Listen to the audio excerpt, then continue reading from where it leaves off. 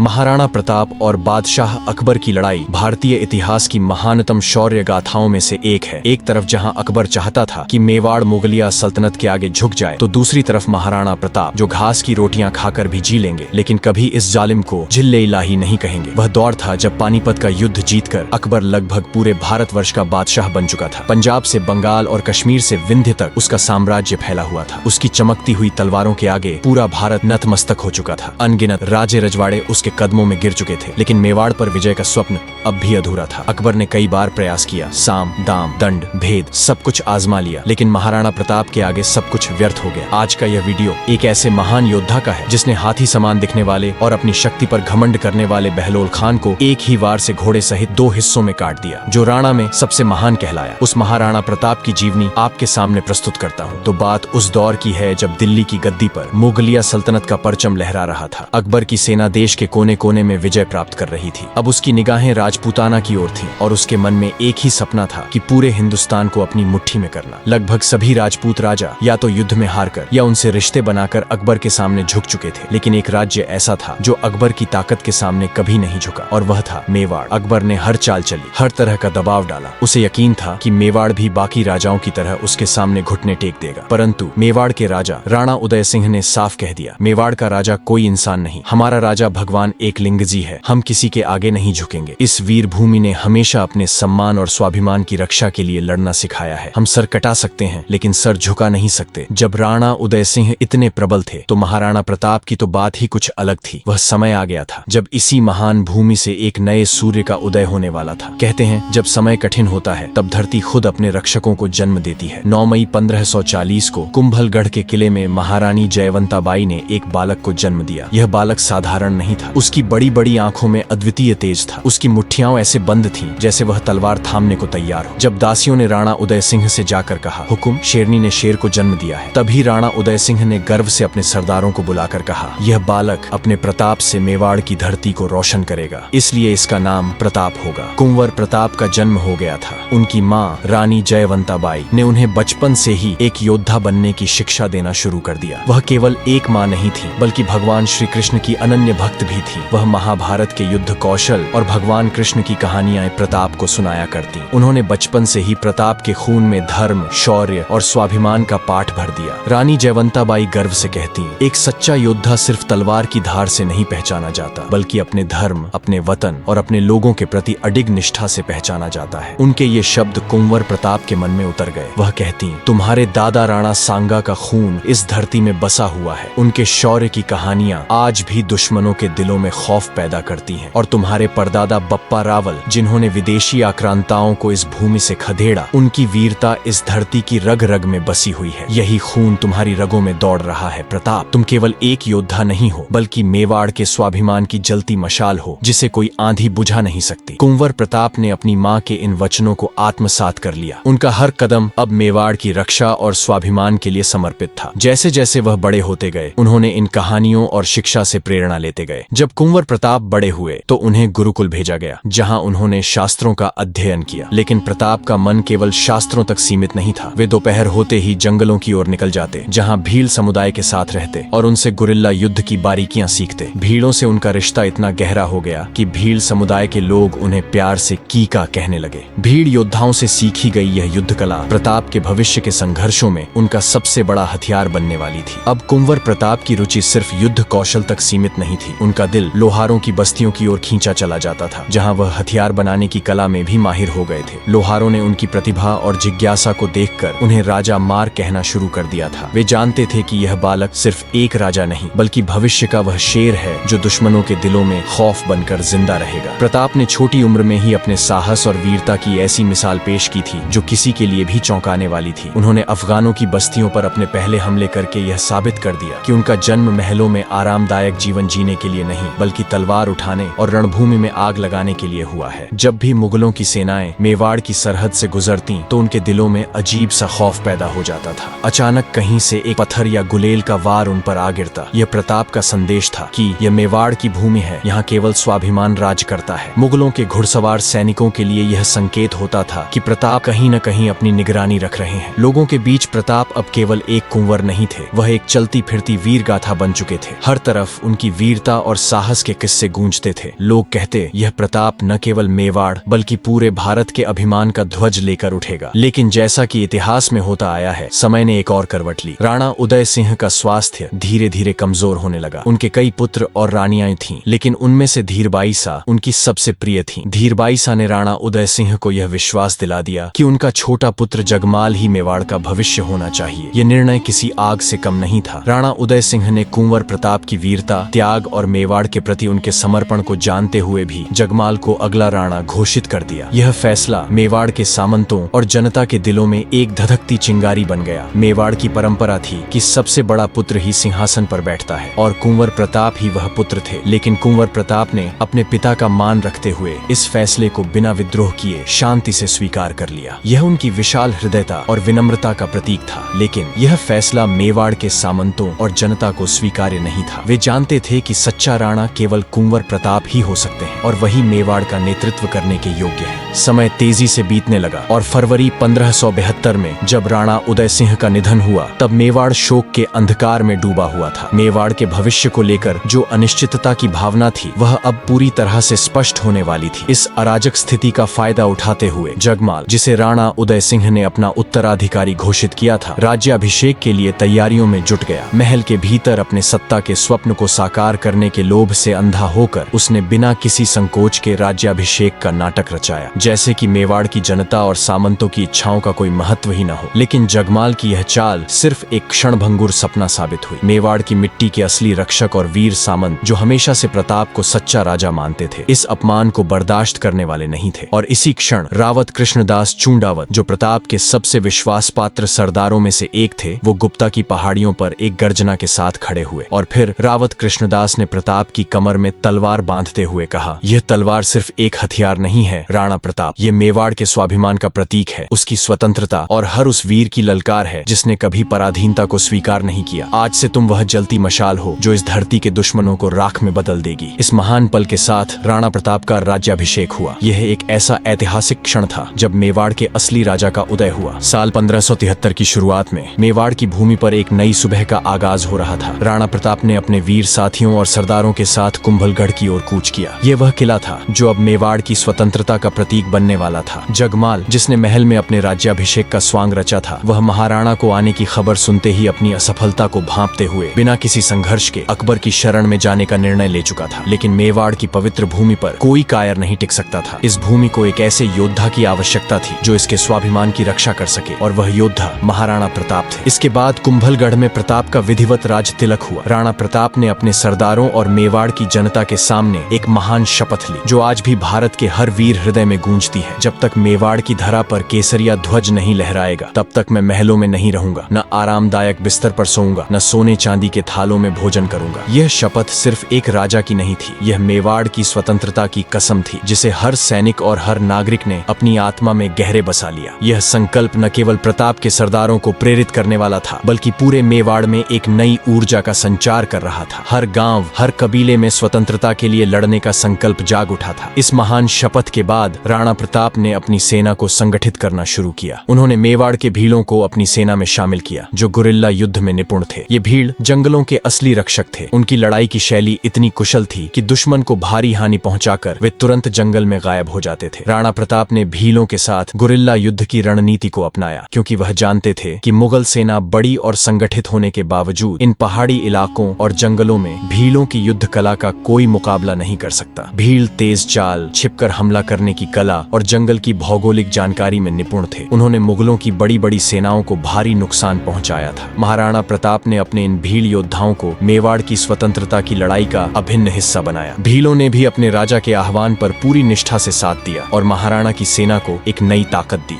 लेकिन महाराणा प्रताप जानते थे कि मुगलों के मुकाबले केवल गुरिल्ला युद्ध ही पर्याप्त नहीं होगा। उन्होंने अपने राजपूत सरदारों को भी फिर से संगठित किया और युद्ध की प्राचीन कलाओं का अभ्यास शुरू करवाया। मेवाड़ के हर योद्धा ने अपनी तलवार, भाले और धनुष को और भी धारदार बनाने में जुट गया। राणा प्रताप ने पूरे राज्य में हथियार निर्माण का काम शुरू करवा दिया। उन्होंने लोहारों को दिन रात काम पर लगा दिया, ताकि उनकी सेना के लिए पर्याप्त मात्रा में तलवारें, भाले और ढालें तैयार की जा सकें। मेवाड़ के हर गांव में हथियार बनाने का कार्य चलने लगा। महाराणा प्रताप की सेना अब एक नई शक्ति के साथ तैयार हो रही थी, क्योंकि महाराणा कहीं न कहीं जानते थे कि भविष्य में उन्हें मुगलों से सामना होगा ही। ये मैं क्यों कह रहा हूँ, इसका कारण था साल 1572, जब अकबर लगभग पूरा हिंदुस्तान अपने कदमों में झुका लिया था। लेकिन एक जगह थी जिसे जीतना उसके लिए अभी भी बाकी था, और वह था मेवाड़। और मेवाड़ की असली ताकत थे महाराणा प्रताप। अकबर जानता था कि अगर महाराणा प्रताप उसके सामने झुक गए तो फिर हिंदुस्तान में कोई उसे चुनौती नहीं देगा। इसलिए अकबर ने सबसे पहले सितंबर 1572 में अपने सेनापति जलाल खां को महाराणा प्रताप के पास भेजा। जलाल खां ने अकबर का संदेश देते हुए कहा, महाराणा, अगर आप सम्राट अकबर की अधीनता स्वीकार कर लेंगे तो आपको धन, वैभव, शक्ति और मुगल साम्राज्य में ऊंचा स्थान मिलेगा। आप अकबर के मित्र और सहयोगी कहलाएंगे। उस पर प्रताप ने गर्जना करते हुए बोले कि मेवाड़ की मिट्टी कभी किसी की गुलामी स्वीकार नहीं करेगी। मैं इस धरती को पराधीन होते नहीं देख सकता। जलाल खां निराश होकर लौट गया, लेकिन अकबर हार मानने वालों में से नहीं था। अगले ही साल 1573 में अकबर ने अपने सबसे प्रिय और भरोसेमंद सेनापति आमेर के राजा मानसिंह को भेजा। मानसिंह, जिनकी बुआ हरका बाई अकबर की पत्नी थी, और मानसिंह खुद राजपूत थे। जब मानसिंह महाराणा से मिलने आए तो उदयपुर में महाराणा प्रताप ने राजपूत परंपरा के अनुसार उनका आदर पूर्वक स्वागत किया और उदय सागर झील के किनारे एक भव्य दावत का आयोजन किया गया। लेकिन प्रताप ने खुद दावत में हिस्सा नहीं लिया और अपने बेटे अमर सिंह को मानसिंह की सेवा में भेजा। मानसिंह को यह देखकर बहुत धक्का लगा। मानसिंह ने अमर सिंह से नाराज होकर पूछा, राणा प्रताप खुद क्यों नहीं आए? अमर सिंह ने जवाब दिया, पिताजी को सिर दर्द है, इसलिए वह नहीं आ सके। इस पर क्रोधित होकर मानसिंह बोले, जाकर राणा जी से कहो, मैं उनके सिर दर्द का असली कारण जानना चाहता हूँ। जब महाराणा प्रताप को यह बात पहुंची तो उन्होंने तीखा संदेश भेजा, जिस राजपूत के संबंध मुगलों से हों उसके साथ सच्चे राजपूत भोजन नहीं कर सकते। यह जवाब मानसिंह के गर्व को गहरे तक चीर गया। अपमानित मानसिंह बिना भोजन किए क्रोध में वहां से निकल गए। रवाना होते समय घोड़े पर सवार होकर मानसिंह ने महाराणा प्रताप को चुनौती दी, दिल्ली के सिंहासन को ठुकराना, सीधे अकबर को युद्ध के लिए बुलावा देना है। चाहे तुम पहाड़ों में छिपे रहो, लेकिन वह दिन दूर नहीं जब हम आमने सामने होंगे। यह खबर जब अकबर तक पहुंची और जब उसने सुना कि महाराणा प्रताप ने उसके सबसे भरोसेमंद सेनापति का अपमान किया है तो वह आग बबूला हो उठा। लेकिन वह महाराणा को एक और मौका दिया। वह अपने क्रोध को रोकते हुए भगवान दास को भेजा, जो उसके दरबार के सबसे वरिष्ठ और समझदार राजाओं में से एक थे। भगवान दास ने शांति और सहयोग का संदेश लेकर महाराणा के पास पहुंचे, लेकिन महाराणा प्रताप के लिए शांति का कोई मतलब नहीं था अगर वो उनकी स्वतंत्रता को छीन ले। भगवान दास भी वही जवाब लेकर लौटे, स्वतंत्रता से बढ़कर मेरे लिए कुछ नहीं है। बार बार महाराणा को अपने साथ जोड़ने में असफल होने के बाद अकबर ने एक आखिरी सबसे चतुर और सूझबूझ वाले मंत्री राजा टोडरमल को भेजा। दिसंबर 1573 में राजा टोडरमल खुद प्रताप से मिलने गए। उन्होंने महाराणा को समझाने की पूरी कोशिश की। अकबर का प्रस्ताव था धन, मान सम्मान, महल और हर वो चीज जो एक राजा के सपने में हो सकती थी, पर महाराणा प्रताप का दिल सिर्फ एक ही चीज के लिए धड़कता था, स्वतंत्रता। उन्होंने राजा टोडरमल से एक बार फिर वही कहा जो उन्होंने हर राजदूत से कहा था, स्वतंत्रता से बढ़कर कुछ भी नहीं है। चाहे मुझे अपना सब कुछ बलिदान करना पड़े, पर मैं कभी पराधीनता स्वीकार नहीं करूंगा। यह थे महाराणा प्रताप, जिनका हौसला, उनका जज्बा और उनकी दृढ़ता इतनी अटल थी कि 4-4 राजदूत भेजने के बावजूद अकबर उन्हें झुका नहीं सका। जब अकबर के दरबार में यह खबर पहुंची कि महाराणा प्रताप ने उसके समर्पण को फिर से ठुकरा दिया है, तब उसकी आंखों में गुस्से की लपटें जल उठी। सम्राट जिसने अपनी तलवार और ताकत से पूरे हिंदुस्तान को झुका लिया था, यह कैसे बर्दाश्त कर सकता था कि एक छोटा सा राज्य मेवाड़ उसकी सत्ता को अस्वीकार कर दे। अकबर ने अपना राज मुकुट उतारा और आकाश की ओर देखते हुए गरजते हुए कहा, महाराणा प्रताप, तुमने सिर्फ मेरे सेनापति का नहीं बल्कि मेरे साम्राज्य का अपमान किया है। अब मैं तुम्हें तलवार से जवाब दूंगा। अब वक्त आ गया है कि मेवाड़ की वह चट्टान जिसे महाराणा प्रताप कहते हैं, वो अपनी रौद्र रूप को दिखाए। इसके बाद अकबर ने अपने सबसे अनुभवी सेनापति राजा मानसिंह को बुलाया। मानसिंह, जो पहले से ही महाराणा से अपमानित और क्रोध से भरा हुआ था, वह दरबार में आते ही समझ गया कि अब युद्ध अनिवार्य है। अकबर ने क्रोध में मानसिंह को बोला कि यह अपमान सिर्फ तुम्हारा नहीं, मेरा भी है। मैं चाहता हूं कि तुम अपने साथ 1 लाख की विशाल मुगल सेना लेकर मेवाड़ पर चढ़ाई करो, और ध्यान रखना, इस बार ऐसा तूफान उठाना है कि महाराणा प्रताप का नाम और निशान दोनों ही इस धरती से मिट जाए। मानसिंह ने सिर झुकाते हुए कहा, जहां पनाह, आप निश्चिंत रहें। इस बार मैं मेवाड़ की धरती पर ऐसा रक्तपात करूंगा कि खुद अरावली की पहाड़ियां भी कांप उठेंगी। महाराणा प्रताप और उसके वीर अब सिर्फ इतिहास की कहानियों में सुने जाएंगे। इसके बाद देश के कोने कोने से अफगान, राजपूत, तुर्क और पठान योद्धाओं को बुलाया गया। 1 लाख की विशाल सेना तैयार की गई, जो हाथियों, घोड़ों और तोपों से लैस थी। उधर महाराणा प्रताप को पहले से ही अंदेशा था कि मुगल सैनिकों से युद्ध होने वाला है। उन्होंने वर्षों से इस पल की तैयारी की थी। जब मानसिंह की विशाल विशाल मुगल सेना मेवाड़ की ओर बढ़ने लगी। तो जब उनकी सेना ने मेवाड़ की सीमा को छुआ, यह खबर महाराणा प्रताप तक पहुंची। यह सुनते ही उनके चेहरे पर हल्की सी मुस्कान आ गई, जैसे वह वर्षों से इसी पल का इंतजार कर रहे हों। महाराणा ने अपने सैन्य शिविर में वीर राजपूत योद्धाओं और वीर भीलों को इकट्ठा किया। उन्होंने अपनी तलवार को आसमान की ओर उठाते हुए गर्जना की, वीरों, मुगलों ने फिर से हमारी पवित्र भूमि को रौंदने का इरादा किया है। यह युद्ध हमारे सम्मान के लिए है और आज हम इन्हें दिखाएंगे कि मेवाड़ की धरती पर कोई बाहरी आक्रमणकारी कभी भी अपनी विजय पताका नहीं फहरा सकता। ये धरती हमारी माँ है और इस माँ की रक्षा के लिए हम आखिरी सांस तक लड़ेंगे। प्रताप के शब्दों ने हर सैनिक में एक नई ऊर्जा भर दी। इससे पहले एक दिन जब राजा मान सिंह अपनी 1 लाख मुगल सेना के साथ मांडलगढ़ के पास डेरा जमाए बैठा था, वह सोच रहा था कि महाराणा प्रताप इतनी बड़ी सेना देखकर जल्द ही घुटने टेक देंगे। मान सिंह ने इसके लिए 2 महीने का लंबा इंतजार किया, लेकिन महाराणा ने उसकी उम्मीदों पर पानी फेर दिया। जब मान सिंह को एहसास हुआ कि प्रताप इतने आसानी से नहीं झुकेंगे, तो उसने गोगुंदा की ओर कूच करने का फैसला किया। इसी बीच महाराणा प्रताप को खबर मिली कि मान सिंह खमनौर गांव के पास के जंगल में शिकार करने आया है, जबकि उसकी सेना गोगुंदा के पास है। प्रताप के सेनापतियों ने तत्काल सुझाव दिया, महाराज, अगर हम जंगल में ही मान सिंह को घेर कर मार गिराएं तो मुगलों की रीढ़ टूट जाएगी। लेकिन महाराणा ने गरजते हुए कहा, धोखे से शत्रु पर वार करना मेवाड़ की परंपरा नहीं है। हम मुगलों का सामना मैदान में करेंगे। प्रताप के इस साहसी फैसले ने उनकी सेना के हर योद्धा में जोश भर दिया। आखिर वो दिन आ गया जिसका इंतजार मेवाड़ के हर वीर ने वर्षों से किया था। 18 जून 1576 की सुबह अरावली की पहाड़ियों के बीच उगते सूरज की लालिमा के साथ हल्दी घाटी रणभूमि में एक ऐसा दृश्य उभर रहा था जो इतिहास को हमेशा के लिए अमर कर देगा। महाराणा प्रताप ने युद्ध के लिए हल्दी घाटी का चयन क्यों किया, यह जानना जरूरी था। कैसे उन्होंने मान सिंह के 1 लाख सैनिकों को दम तोड़कर रख दिया। इस युद्ध में कैसे महाराणा ने अपने वर्षों से बिछड़े सौतेले भाई शक्ति सिंह को माफ किया और कैसे उनके अद्भुत घोड़े चेतक ने अपनी जान महाराणा के लिए न्यौछावर कर दी, हम अगले पार्ट में जानेंगे। तब तक आप अपना ख्याल रखें। मुझे उम्मीद है कि महाराणा के बचपन की कहानी सुनकर आप लोगों के मन में जोश जागृत होगा। अगर आप इस वीडियो से कुछ सीखे हैं तो इसे लाइक जरूर करें। इससे हमें और वीडियो बनाने में प्रेरणा मिलती है। वीडियो देखने के लिए बहुत बहुत धन्यवाद।